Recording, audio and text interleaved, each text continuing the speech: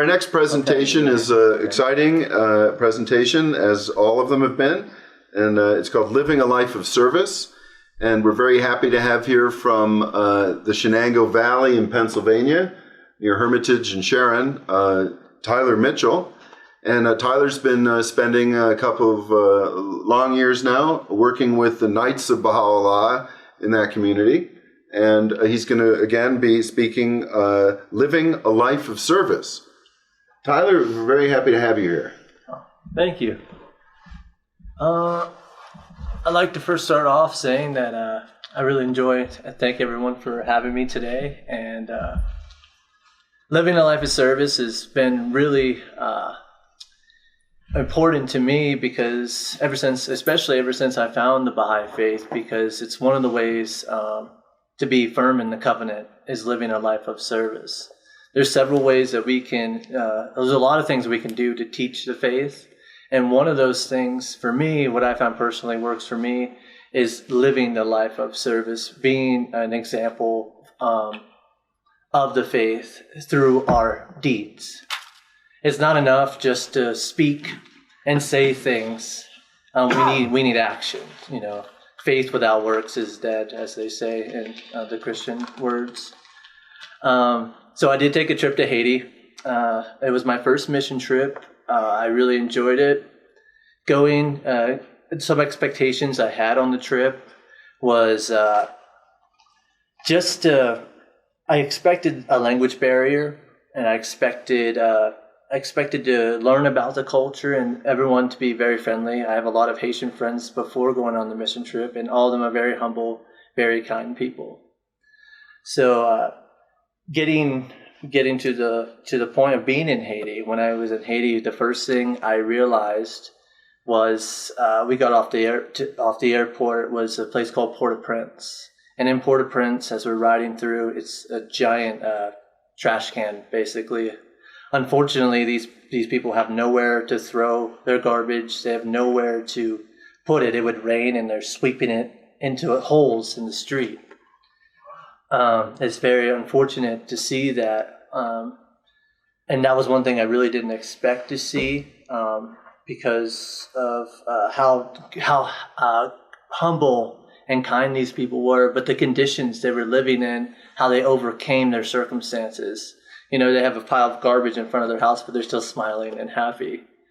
After going through Port-au-Prince and getting out to the countryside, I noticed a different way of life. It was a lot more natural living.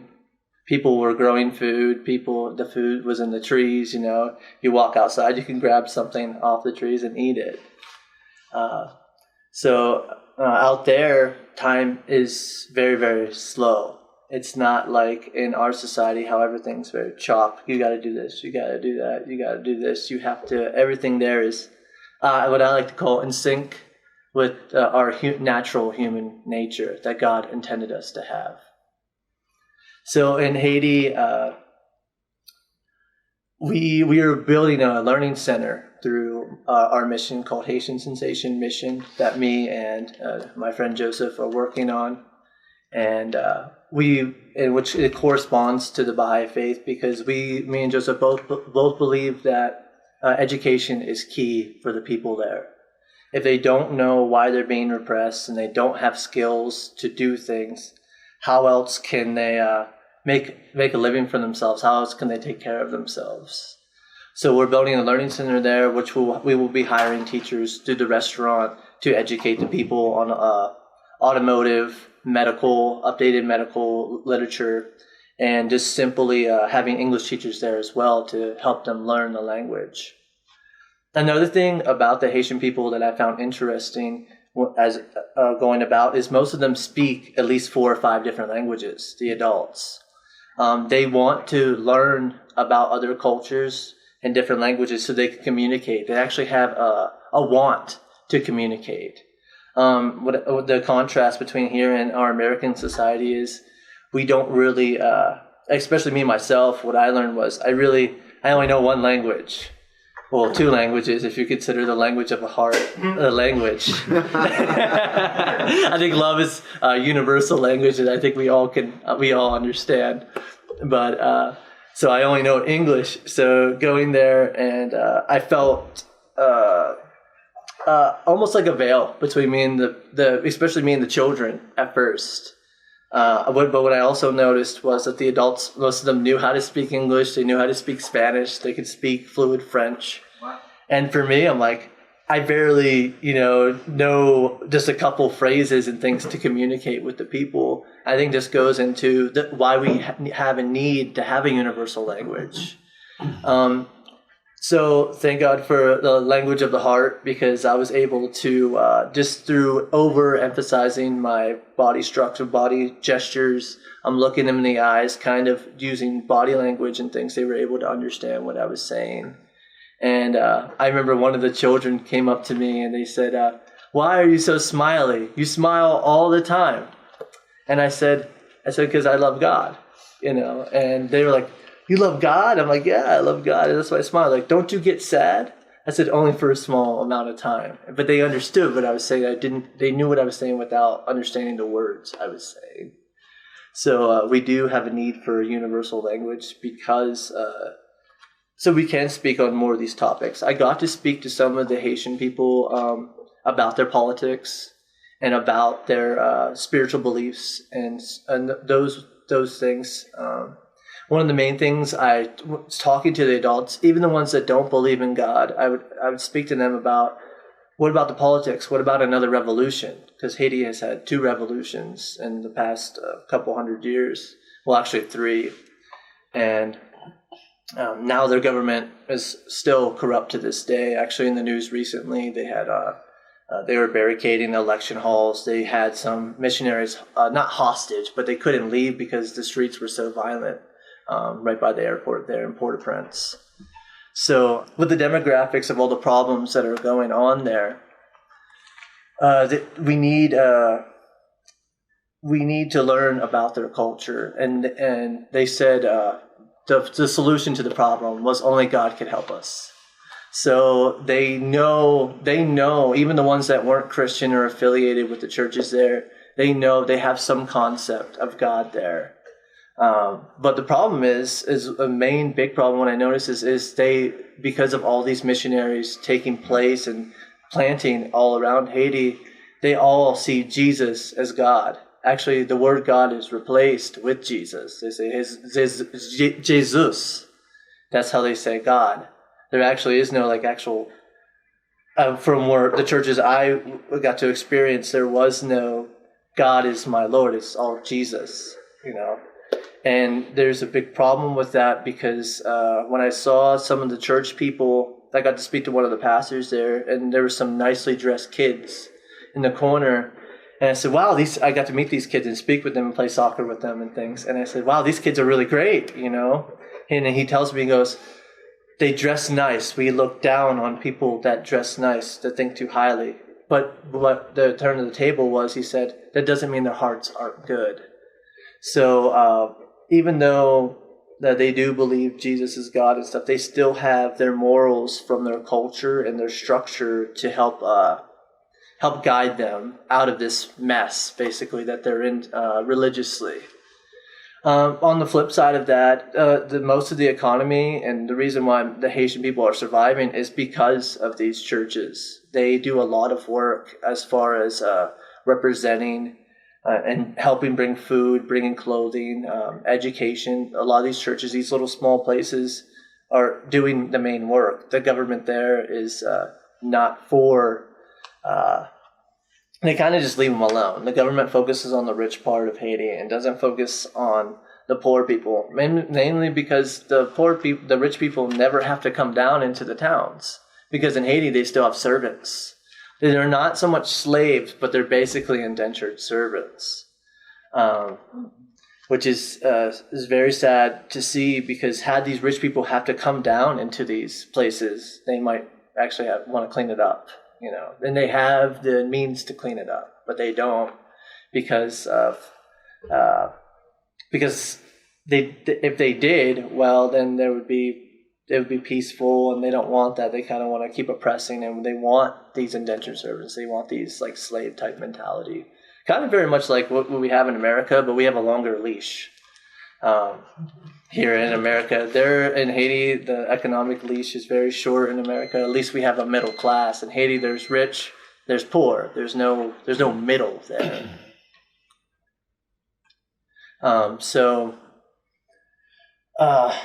What Haiti, what I feel Haiti needs the most is they need recycling. They need recycling centers and they need water treatment plants. But even more importantly than that, they need a spiritual revolution. This is what they're craving. If they're saying only God can help them, well, what God? Jesus is not going to float out of the sky and save them. This is what they believe. This is the mentality that Jesus will come down and save them. So it doesn't matter if there's trash in their front yard. It doesn't matter if their kids are starving. Their faith is so unbelievably pure in this lie, of course, that if they were just redirected to the truth, things would fix themselves. There would be a revolution, not a physical burning down the whole island like they did last time, but a revolution of the human spirit. And this is what they craved the most there. So while I was there, I was able to minister to some of them. I got to speak at a church. Actually, it wasn't on my doing. I was sitting there at a church worship service there, which, by the way, in Haiti, they sing for like 6 hours. They're singing. Their worship services are nothing like the American culture. It's not like a rock concert like you do when you see these other churches. They're very, very into when they're worshiping. They're completely in it, and you can feel it. It's very much similar to like when the Hindus would sit around and and the Buddhists would sit around and say the same word, Om, over and over again. The vibration of the sound and the fact that everyone's attention is on one point is a very powerful thing. And that can tie into the oneness of humanity. If we're all focused on one direction, we'll get there. But if we're scattered and looking around and we're bored or something, our attention is redirected off of the oneness. So there's a lot of distractions that come in the church scenes. But so after the singing, they all sang for us. Even the children performed for us, which was very nice to see the kids singing and dancing and having fun. And then after that, it was time for us. It was time for our people to speak why we're doing what we're doing. So Joseph, my friend, came up and spoke and said, the purpose for the Learning Center. He said, it's not for us. It's not for the pastor that's at this church. It's for you. He was very clear explaining this to the people, because a lot of times when the Christian people or any type of religious sect comes in there and makes a place there, they do it for their own gain. They do it to make people believe what they believe so they don't go to hell, basically. They think that they're actually saving these people, but they're really not. They have their own egoic reasons, and that's because of the brainwashing of all of those kind of people. So after the singing and all that, the pastor picked me out of the group of 14 of us that went to Haiti, and said, "Oh, come on up. You're going to speak for your people." And I had no speech prepared or nothing. I looked at my boss, Joseph, and he goes, "You're the chosen one." And and I go up there. So I'm up there and just do a little silent prayer. I'm like, "God, you know what to say to these people. I have no idea what to say to these people."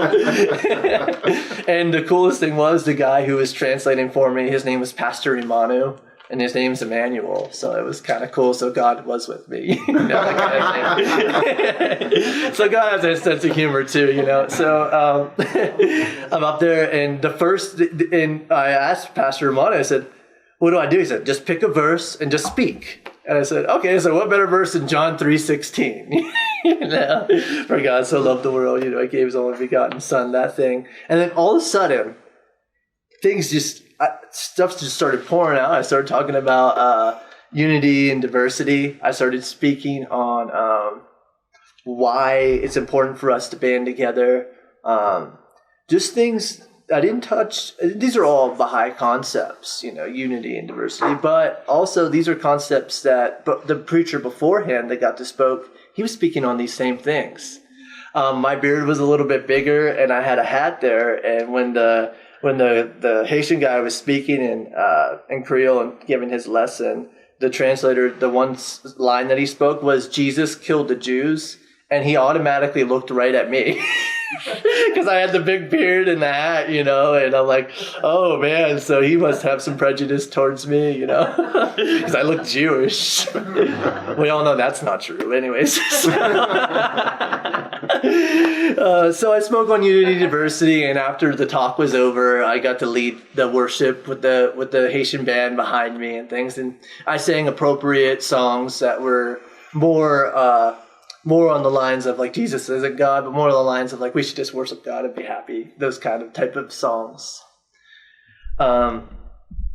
After like going to the church and being there for a while, it was time to actually get some work, like get some physical work done. So like I said, it's not enough just to speak, but to actually carry out in action is very important.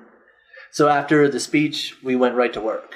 The concrete trucks pulled up and we were unloading, and we had a whole nice assembly line, and the workers there, they move very slow in Haiti. Like in the countryside, they get it done when it gets done. They don't have a time limit or anything like that. So here we are. Here's me, because I just love working, and just being there in service for people is where I feel most comfortable and where I feel is moving for me. So I'm in the truck unloading the blocks as fast as I can, like getting all crazy, and here the Haitian people just like looking at us like we're crazy.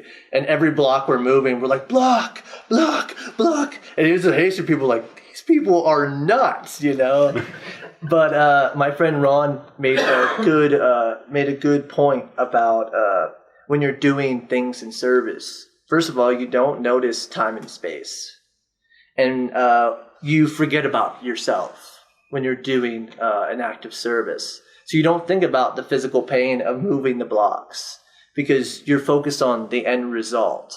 We're not focused on what we're doing in the physical body. We're focused on building the center so we can get education for the people.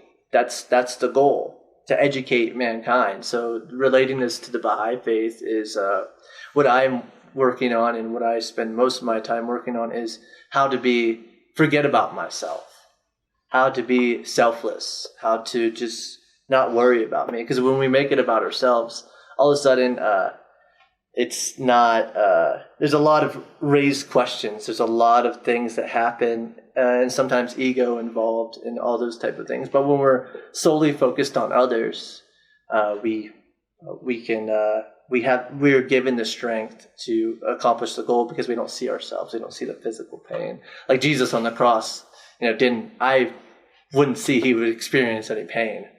They have all these movies with him like screaming in pain and all these things.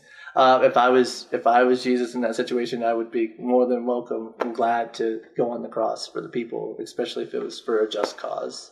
And Jesus says, what better way to be in a way of service but to lay down your life for a friend, or a fellow brother, So this mindset is what I think ties into this talk and relates to Baha'i faith. Because afterwards, moving all the blocks, we're all very sore, After it's all done, there's no more work to do. All of a sudden, you go back into yourself and you're like, oh crap, like my back hurts, like, everything's hurting. But things you normally wouldn't think you could do when you forget about yourself. It's a weird concept. And especially if you're doing it doing the right thing, doing it for a just cause. So you think about, you think about all the martyrs of the Babs, like there were stories that they didn't experience any pain when they were going through they were executing them, and they were torturing them and things like this. They would just laugh it off, and I could see why and how they would get the strength to do this, because they taught themselves selflessness. They knew, God loved us so much. He gave us everything. It's unconditional love. So when our love is unconditional, it's a power that I can't explain. It's very different than, when we're inside of ourselves and thinking about me all the time.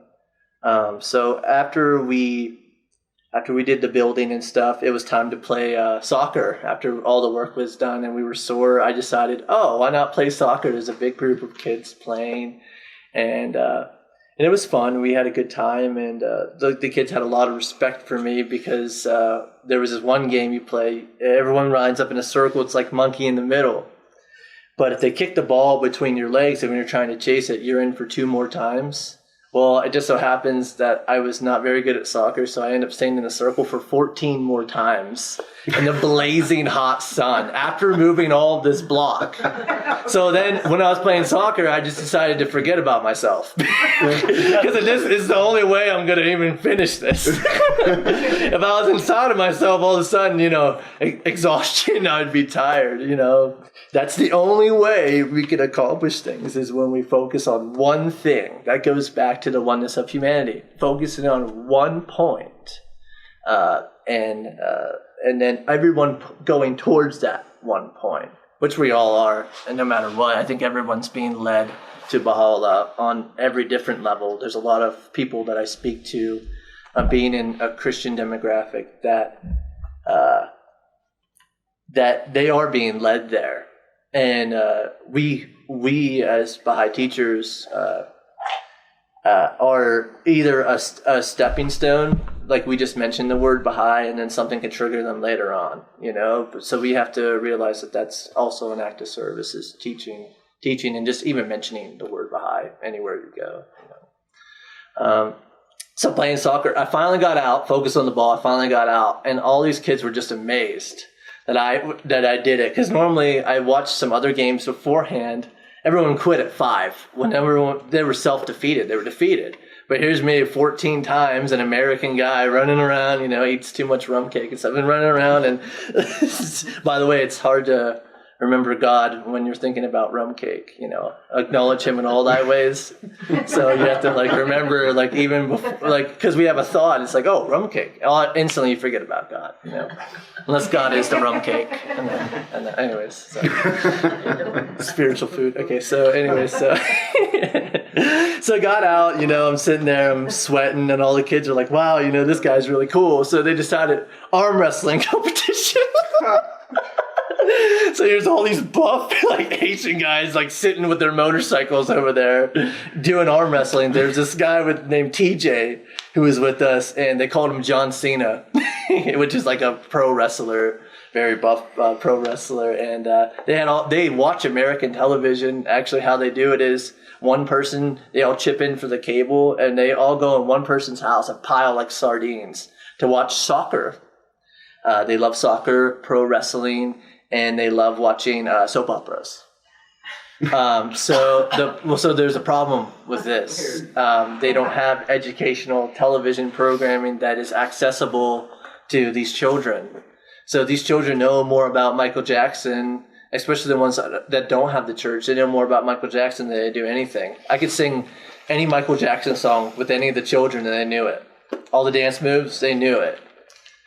So they have the capacity to learn, and they're not just some third world country people. They're just as smart as anybody else, if not smarter than everyone else, because of their simple way of life. Here in America, especially, we get pounded with things all the time, advertisements, all these things that enter our brains.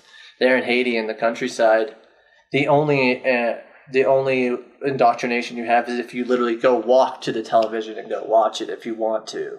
So they have all this free time to allow the space for free thinking, to find the truth.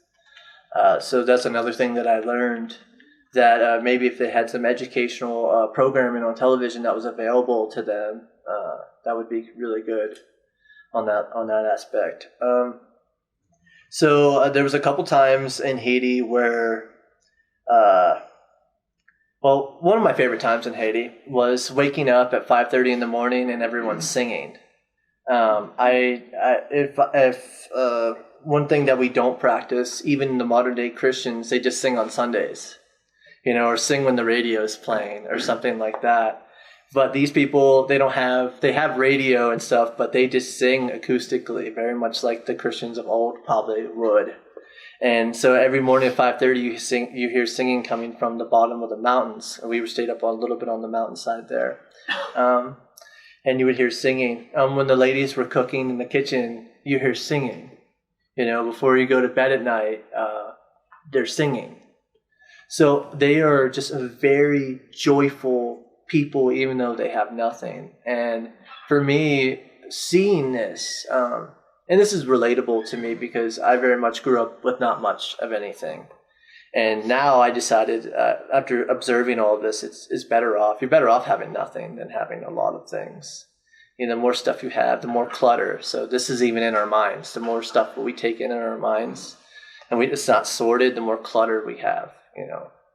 So just to see that they were just so happy with nothing, and what is the best teaching that I incorporate in my life is like selflessness, how do you become nothing, So in the beginning was like darkness. I don't think there ever was nothing. I don't think there's possible, but like the number 0, there's the number 0, there's nothing, but it still exists. There's something, So after all of that, listening to the singing and stuff, there was a time where we went to the pastor's house.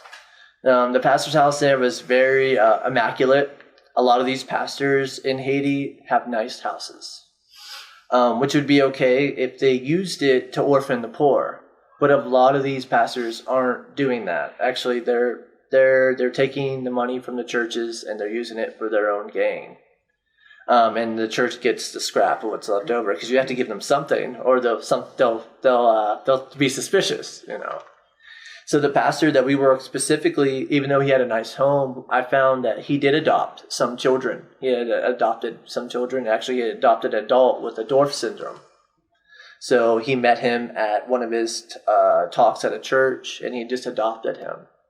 So if you're going to have something nice, you should be opening those things up to everyone. You should be sharing more. If you have more, you should give more. That's just the law of the universe. What you give is what you get. So if you give out bad stuff, you're most likely that's what you'll receive.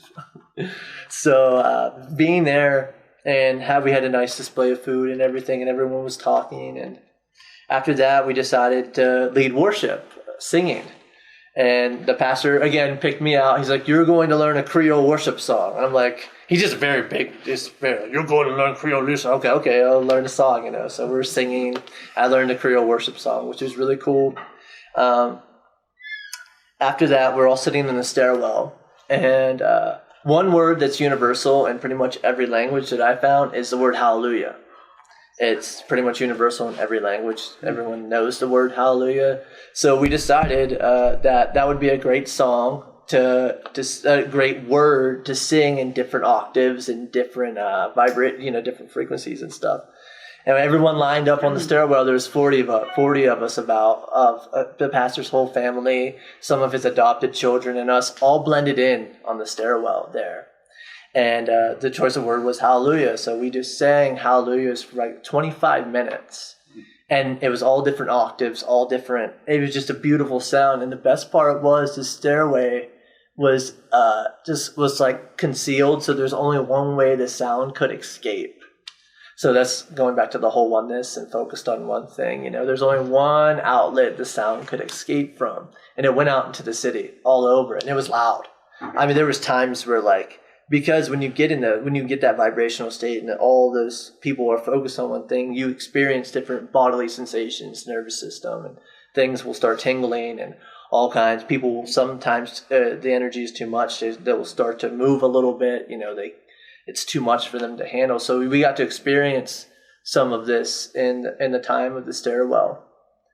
Also there, the biggest part of my trip was being able to teach the faith to the people who went on the mission trip with me. I found that a lot of them that traveled on the trip with me had never opened up a Bible on their own.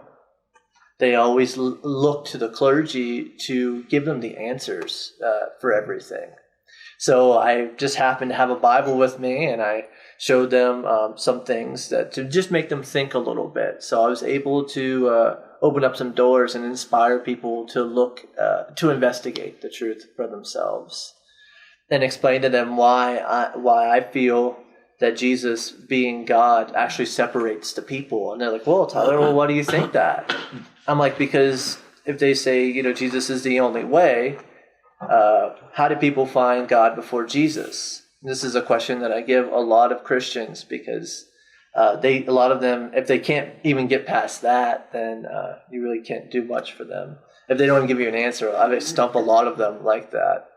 And a lot of them go, well, I don't know, And so I got a lot of that on the bus too. They didn't even know how people accepted God before Jesus. So I was able to explain to them the whole manifestations. And then two of the women that I spoke with, especially, were very accepting to this. They're like, wow, this makes a lot of sense. I'm like, yeah, and we have the 12 principles, and this is our moral compass, our guiding moral code that we follow to stay in alignment with these manifestations teachings. So I was able to talk about the faith and at the very least encourage them to look into stuff. Like, don't take things at face value. And one woman actually brought up to me, she goes, well, I don't really believe that Jesus being God separates the people. Because what if you believe Jesus is God and you still accept all the manifestations? And I said, well, I don't have a problem with you then. You accept all the manifestations. So speaking with the woman about Jesus being God and how it separates the people, I didn't have a problem with it at first. But then what I realized was that they won't, because if they stop at Jesus, they won't accept the other manifestations of God. So after talking with her, she realized that I was explaining to her like the meaning of Antichrist and the meaning of Christ and how that relates to the whole story.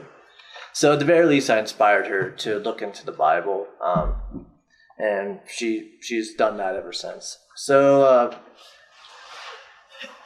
in conclusion, in Haiti, if there's anything that I really learned from the trip, is that like I said, the power of the life of service and how to put our intentions into motion, into actions, and how the oneness of humanity relates to pretty much everything. If we just have a focal point, if we have one point, we can all meet together. And the humbleness of the Haitian people was something that I took personally too, because the moment we make it about ourselves, it loses its value. We should make it about the cause, not ourselves. That's the meeting point. So I want to end on a quote. It's kind of funny because I was talking for a long time. This is what it says. It says, "In short, O you believers of God, exalt your effort and magnify your aims. His Holiness Christ says, blessed are the poor, for theirs shall be the kingdom of heaven. Other words, blessed are the nameless and traceless poor, for they are the leaders of mankind. Likewise, it is said in the Quran, and we desire to show favors to those who were brought low in the land, and to make them spiritual leaders among men, and to make them our heirs. Or we wish to grant a favor to the impotent souls and suffer them to become inherit of the messengers of the prophets. Now is the time for you to divest yourselves of the garment of attachment to this world that perishes, to be wholly severed from the physical world, become heavenly angels, and travel to these countries. I swear by you that each of you that will become an Israel of life and will blow the breath of life in the souls of others. Upon you be greetings and praise." And Yusuf pointed out that Israfil was an archangel that blows the trumpets. He's the angel of destruction. So if we can destroy this mentality of greed and selfishness, we can make a difference. Is there any questions? Or? Well, are you going to tell them about the feast? Oh, the feast. Yeah. Okay, so recently I've finally, after setting an intention to have feast days in Sharon, I successfully finally put one together. And and anybody can do this. The whole world is it's cold. So if we we put our fires, kindle our fires just a little bit warm, people will be attracted to this. And this is what the cause does. It's like a warm fire, like a warm campfire. And it takes the people from the cold and attracts them to the warmth of the fire. And it's very comforting and very nice. So I stay posted at my restaurant all the time. And just me being in one spot, so there's the oneness again, being in one spot, not doing much, just cooking rice and beans and being an example of the faith and putting my intention out to gather people together through God. And through God, I was able to bring these people together. And these were people that obviously follow the 12 principles that don't have any prejudice and things like that. So I invited just 6 people. And I ended up having a gathering of 15 souls. At the last Saturday, I had a gathering. And it was very successful. It's important for us to have dinner with people. The two main things that people love is dinner and music. So those are the two meeting points for people. So if you can have a place for dinner and music and stimulating conversation, you can have one of these feasts. And then the magic happens after that. You just let the Spirit guide the gathering. You don't try to force your will or speak. You don't want to burn the fire too high and burn them and then they run away. You just keep the fire warm and just be an example. So that's how I successfully put it together, just by putting an intention out there. And actually, I think it has something to do with, in the Baha'i prayer book, the 5 steps to prayer. And it relates to that too, Actually, so there's one part in the prayer book that mentions some stop it, some fail at this point. Is actually following through with, when you get the answer, following through with it. A lot of people fail at that because they're already defeated with time waiting for that. So these feasts are possible, and you can do it just by kindling the fire in your heart and attracting the people of the cold world. And then from there, you have a beautiful gathering. And then from there, it's open to people will want to go through the firesides, especially if you're giving talks like the ones we were giving today at these dinners. You can have these type of talks. They're appropriate, Feed the body and feed the soul. Yeah. Feed the body, feed the soul. Thank you, Tyler. Okay, let's get feedback. I was just going to mention one thing. I think it's very excellent. We're sowing seeds like that, and the Holy Scripture in the Hebrew Scripture says that you don't know. Okay, cast your seeds, and you don't know where they're going to which ones will germinate, and which ones will. Some here, some there. You don't know where they're going to germinate, but it's important to sow the seeds. But on that topic that you were talking about. Teaching them that Jesus is not God, that possibly the most fundamental truth about Almighty God is that he cannot receive a revelation. He's the all-knowing, the wise. If anyone can receive a revelation, it's not God. Yeah, that's nobody. good. God, Almighty God cannot receive a revelation. No one can deceive him by holding anything back from him, because he's the all-knowing and the all-wise, and he cannot receive a revelation. Now, in the Bible, in the very first verse in the book of Revelation, it says, a revelation by Jesus Christ, which God gave to him. So Jesus Christ received a revelation, therefore he is not God. Yes. And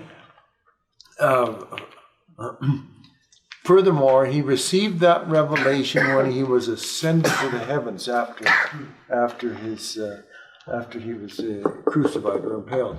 And therefore, it's not talking about him down on the earth. If Christians want to say, well, he was different when he was on there. No, he was back in the glory that he had before he came down to the earth.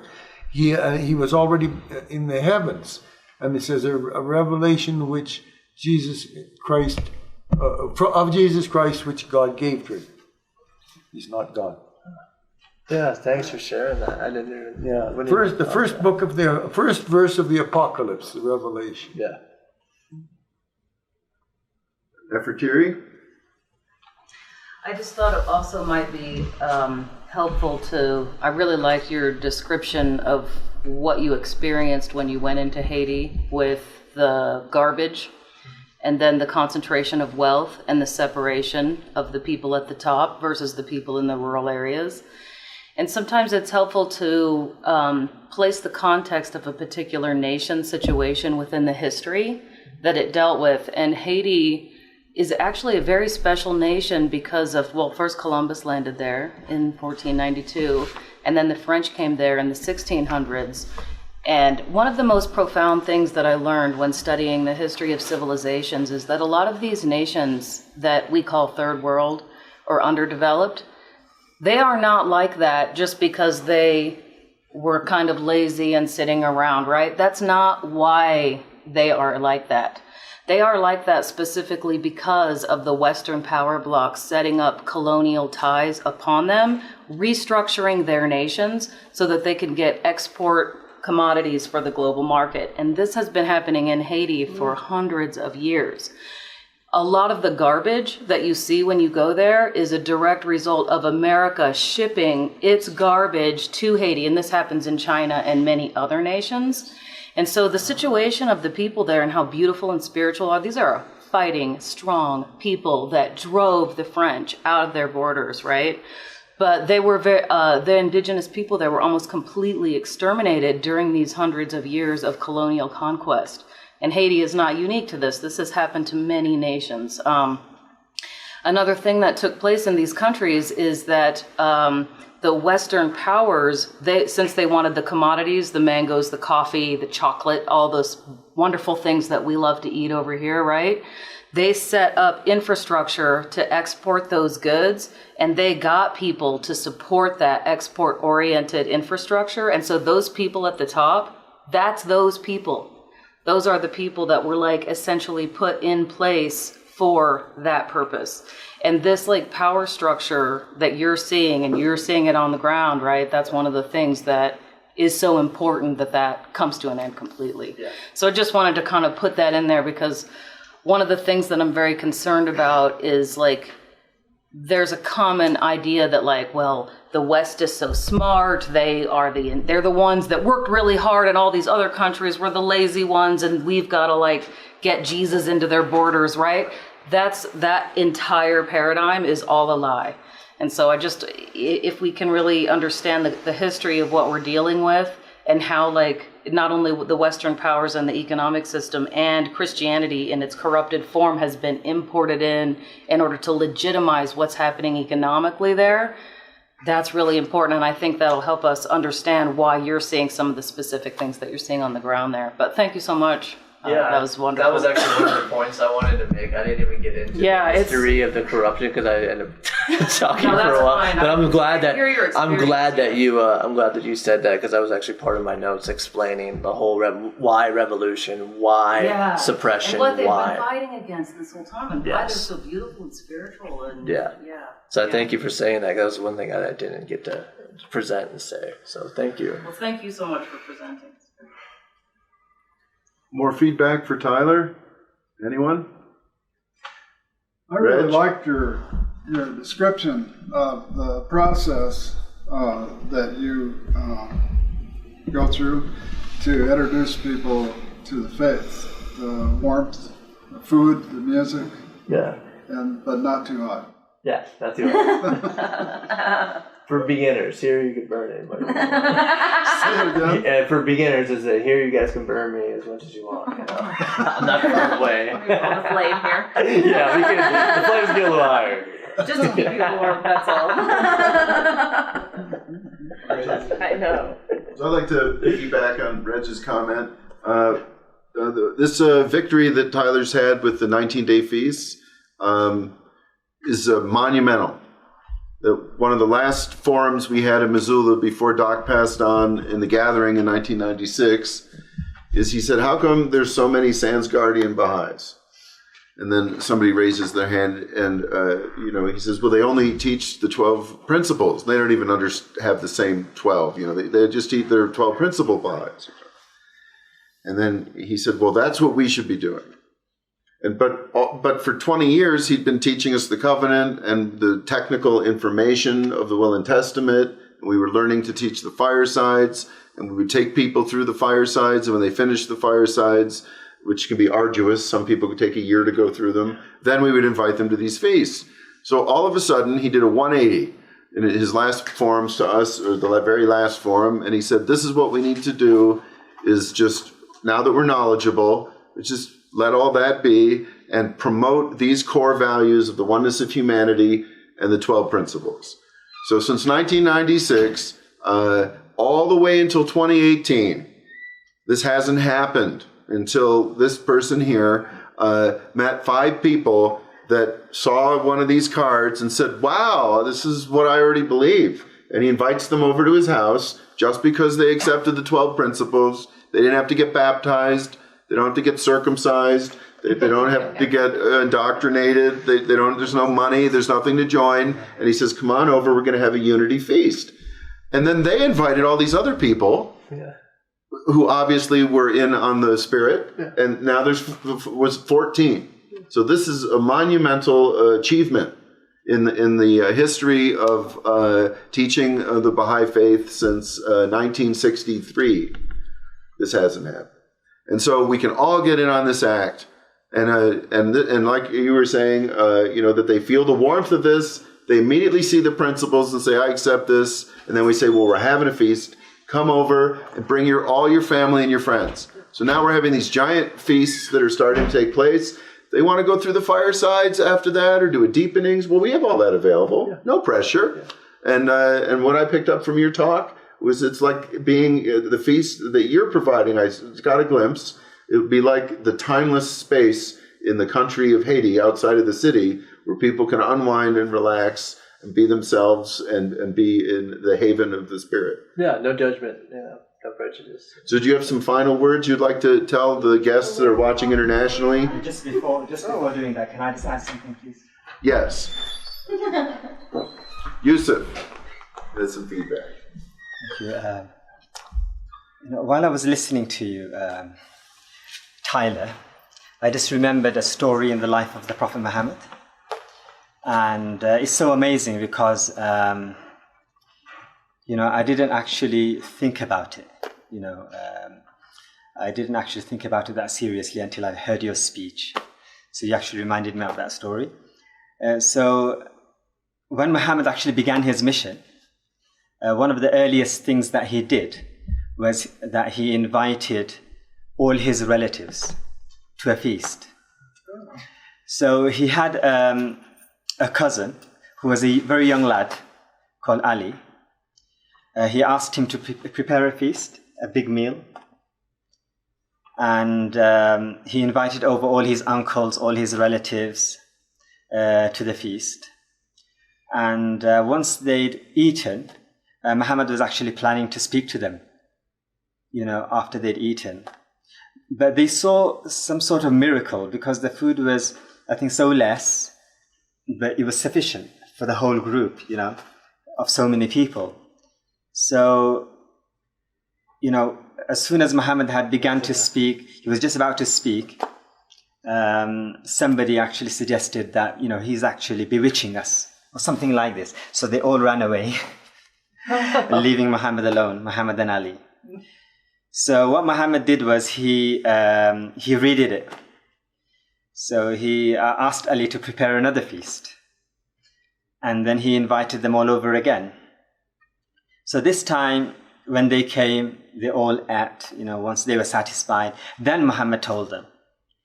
He said, I brought you something that no youngster in this nation and this community has ever brought anybody and has ever brought. I brought you a message which no youngster has ever brought, because he was young, to their community. And then he said, do you guys trust me? And they said, of course we trust you. You are the Al-Amin, you're the trustworthy one. And then Muhammad actually gave them the message, the message of the oneness of God. It's strange, even in Islam, Islam actually teaches, and through Muhammad's life example, we can learn that, providing food is a way of inviting people and teaching them the truth. So thank you very much for this. So, Yusuf, now that you bring this up, and Michael had given a presentation on dreams before, Yeah. Would you like to share the dream you saw of Baha'u'llah you mentioned to me? I'd like to share two dreams, actually. One is, to do with the Bab. And actually, both the Bab and Baha'u'llah were in the same one. So this is how it goes. It was a really strange dream, which I saw a very long time ago. So I'm just thinking, as I'm speaking to you, I'm just trying to bring it back, recall the dream as I speak. So I was actually, in this dream, I was running. And I was running very fast, and I didn't know where I was going. All I knew was that the Bab had arrived somewhere. So I was just running to meet him. And on the way, I was meeting so many people. And it's just the dream world is so strange. On the way, I meet a person who I see, he is, there is a machine, and he's trying to, wrap it up with a chain, And I know, in reality, I know this person. He's in a situation, he's in a business which he's trying to get rid of and wrap up, because it's not working, and he's in really stressed, in deep distress because of this situation. So I actually see it in the dream world. I actually see it as a big machine, and him kind of tying it up with a chain. So I see things like that on the way. Until I reach a place, a building. I go into the building. I know the Bab is there somewhere. And then there is a receptionist there. And he's an English gentleman. He's sat on a desk.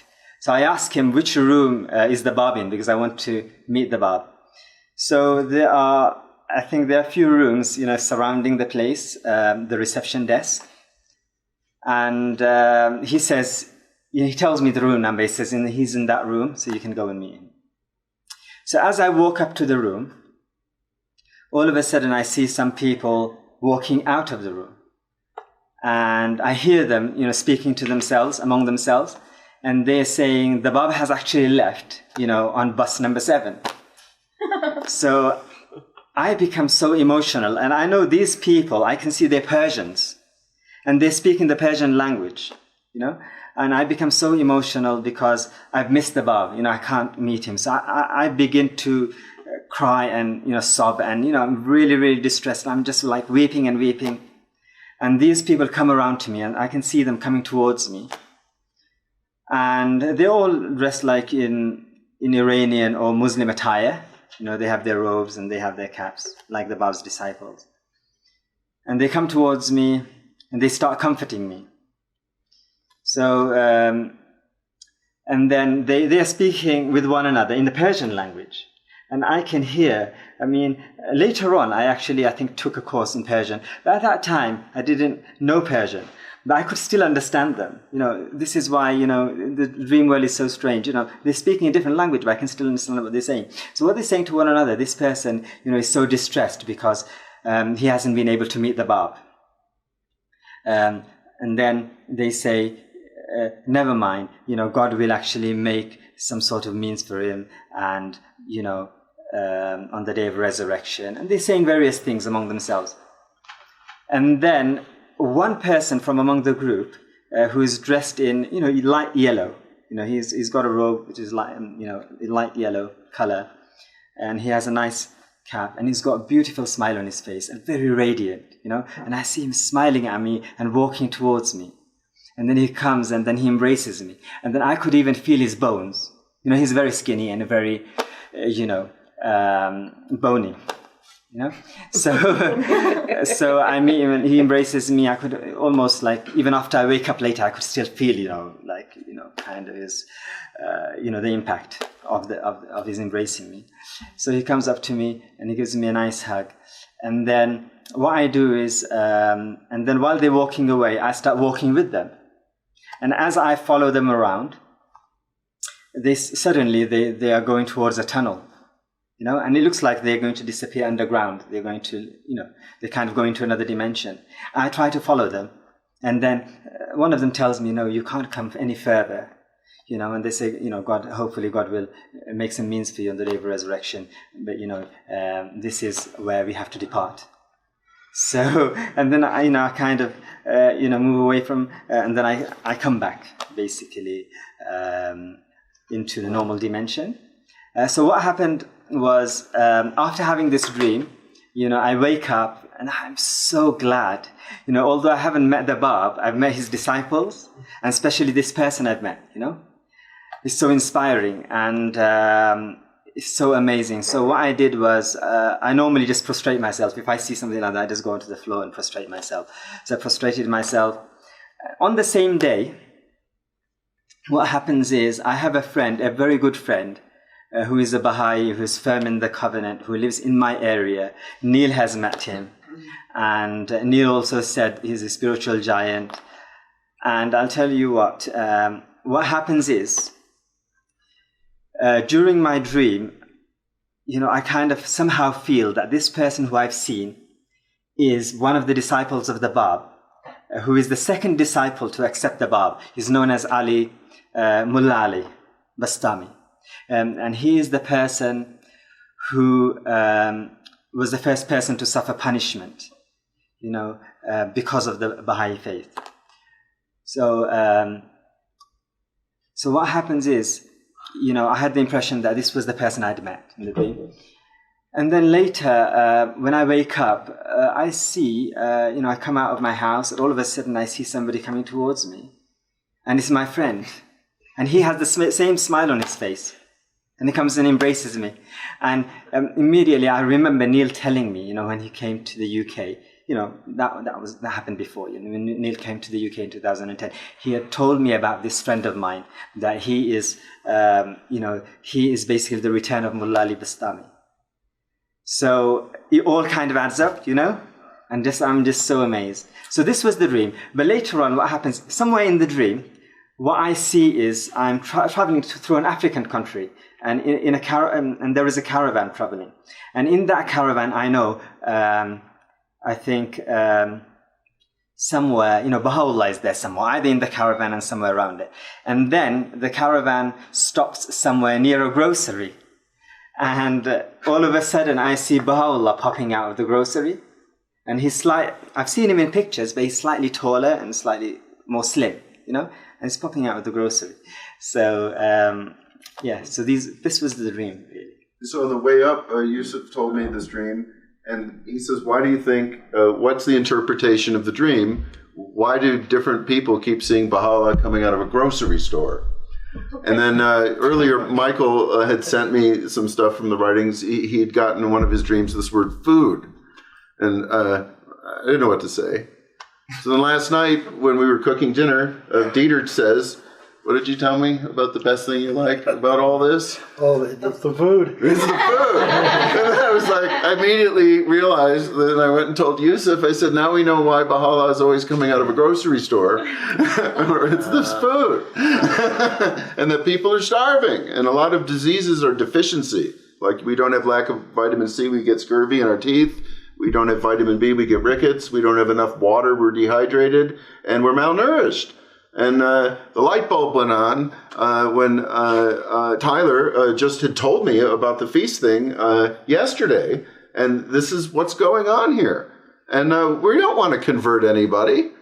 We're just inviting them to share, break bread, and have meals.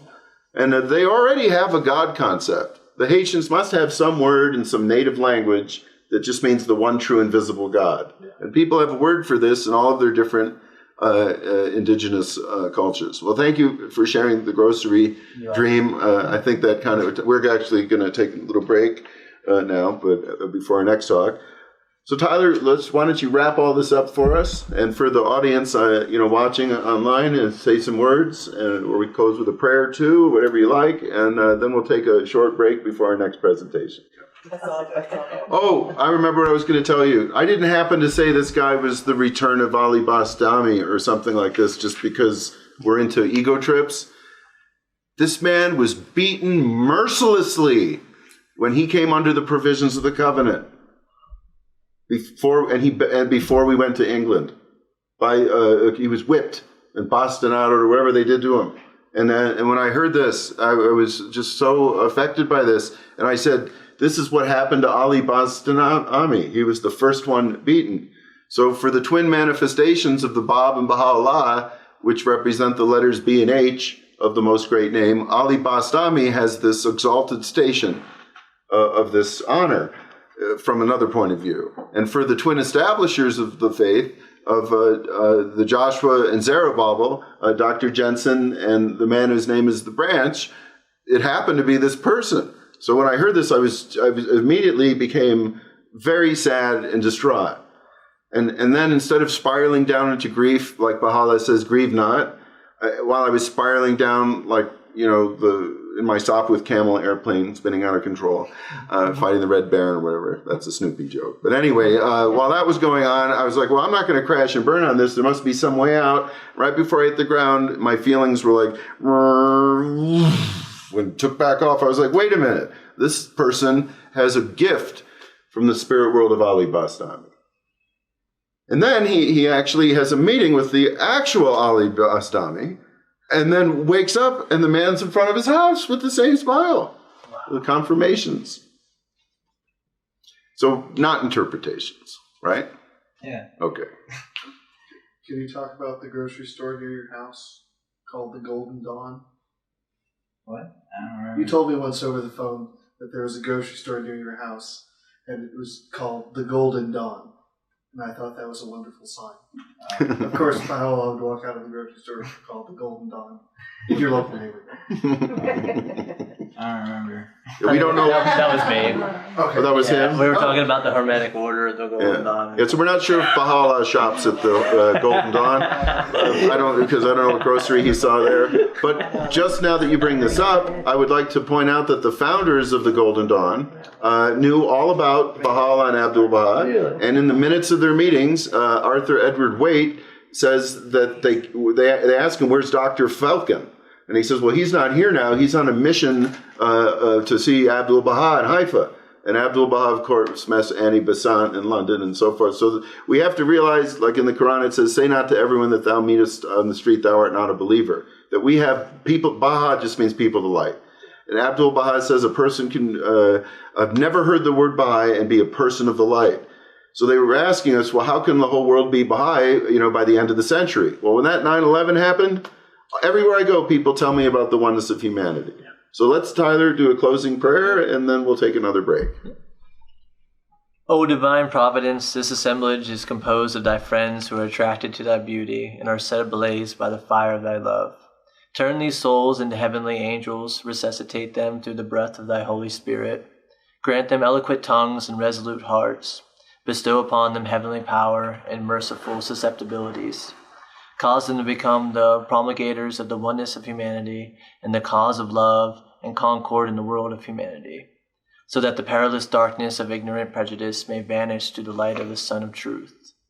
This dreary world may become illumined, this material realm may absorb the rays of the world of spirit.